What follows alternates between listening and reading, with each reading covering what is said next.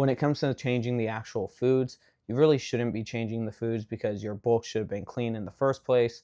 You should have been eating well, high amount of protein, between anywhere between zero point 0.8 to 1 gram per pound of body weight, a substantial amount of carbs. When it comes to diet, really you just need to reduce the portion sizes so that you're actually in a deficit. If you're eating, let's say, 2,800 calories on your bulk and your maintenance is 2,600 calories, then you just need to reduce the portions of everything that you're eating.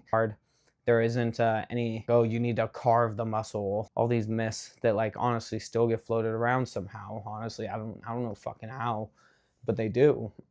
What's up, you guys? Coach Jeremy here, personal trainer and natural competitive bodybuilder. Just competed in the West Coast Naturals in San Diego. Took first place in my division and will be competing for my natural pro card next year. So be sure to like and subscribe to follow along with that. But today's topic, we're going to be discussing training differences between bulking and cutting, and what do you need to change when you are training in a deficit versus when you are training in a bulk.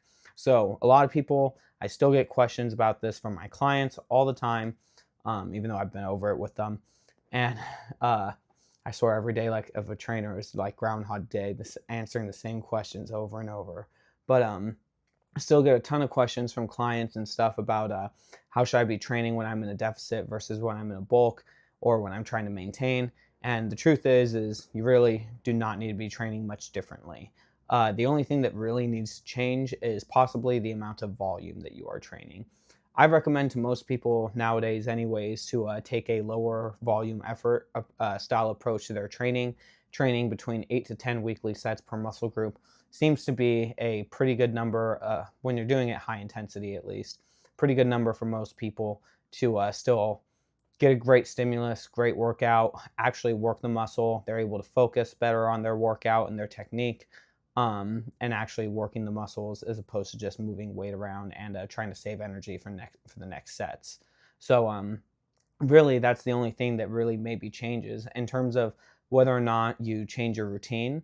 I really wouldn't recommend it. I'd recommend changing your routine going into a bulk and doing that along with aligning it with what muscle groups you want to build. So it's like, if you want to build more of your upper chest, then add more upper chest stuff into your routine, more shoulders, then add more shoulder stuff, etc., etc. So really, when it comes to changing the actual routine itself, going into a deficit versus when you're coming out of a bulk, I actually recommend really keeping it the same because you want to preserve pretty much all that muscle that you've been built and working on. And you want to keep using those same techniques and trying to maintain and preserve your strength throughout the deficit.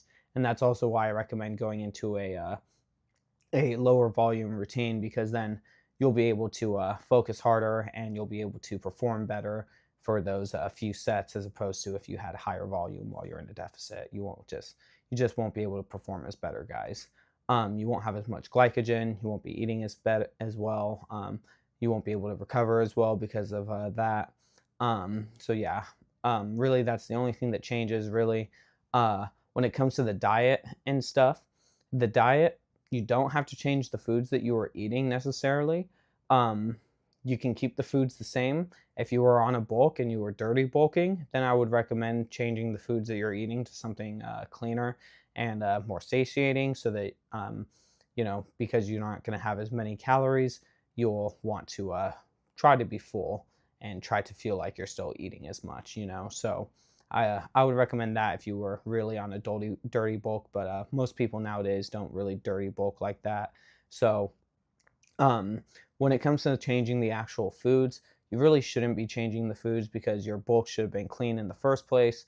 You should have been eating well, high amount of protein, anywhere between 0.8 to 1 gram per pound of body weight, a substantial amount of carbs, and pretty minimal on fats is my recommendation. I like to keep my fats around 20%. Keeps digestion clean, reduces bloat, and I found that performance is a lot better in the gym, and mental fortitude is also better and stuff outside the gym, less brain fog and whatnot when you're eating more carbs.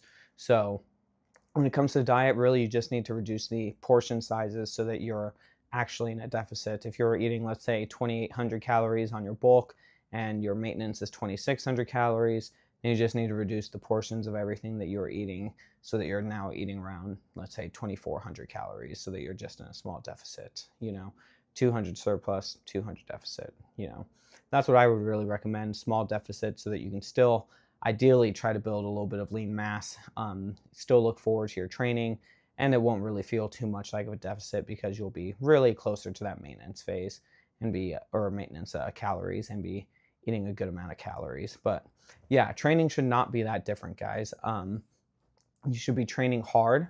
You should not be then trying to have reps in reserve. Honestly, that's one of the biggest mistakes that I used to make when I would go into deficits. Was I would reduce how hard I was training. I would think that I needed to train a little bit lighter with higher reps, and that is for sure not the case. Really, when it comes to training, you need to be training consistently. You need to be training hard the entire time, but you need to find that balance of actually being able to recover from it. So don't go from, on your bulk, you were training for 6 sets of reps of 4 to 6, to then on your deficit, you're training 4 sets of 25 to 30 reps. Don't be doing anything like that.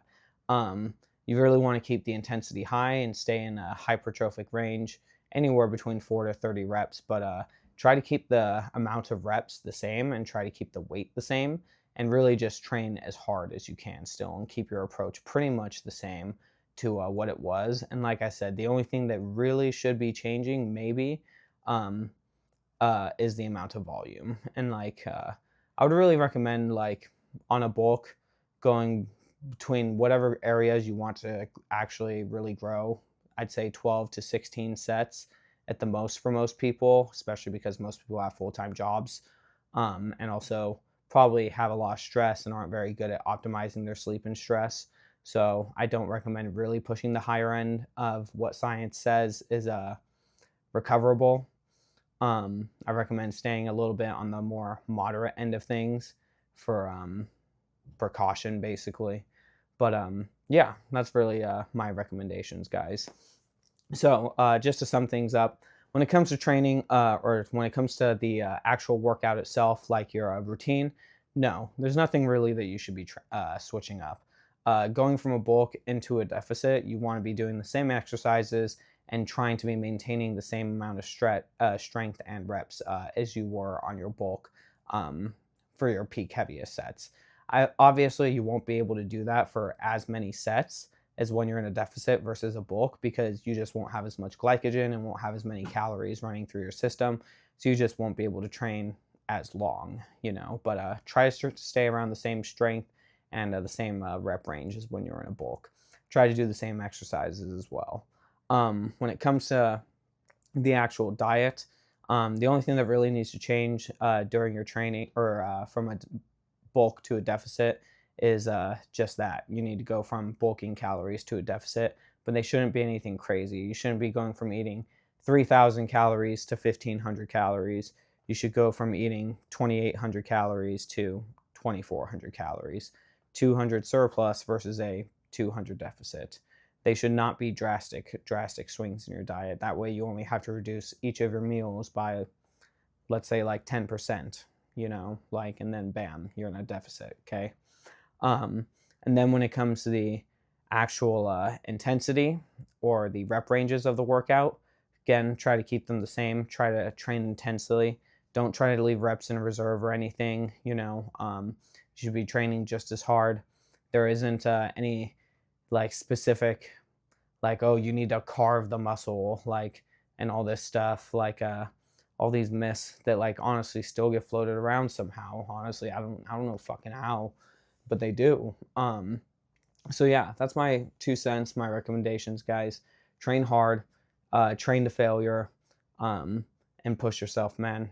And focus on your recovery and your sleep, then your diet, and then the actual workout itself. Because pretty much you can't out train and out recover bad sleep, and you can't out train a bad diet. So those two things take priority even over the workout itself. Okay, but other than that, if you guys enjoyed the video, do me a favor, like, subscribe, and yeah, share it with someone if you want. I don't know, leave a comment to help the algorithm do its thing so we can get some advice out to more people. Talk to you later. Bye.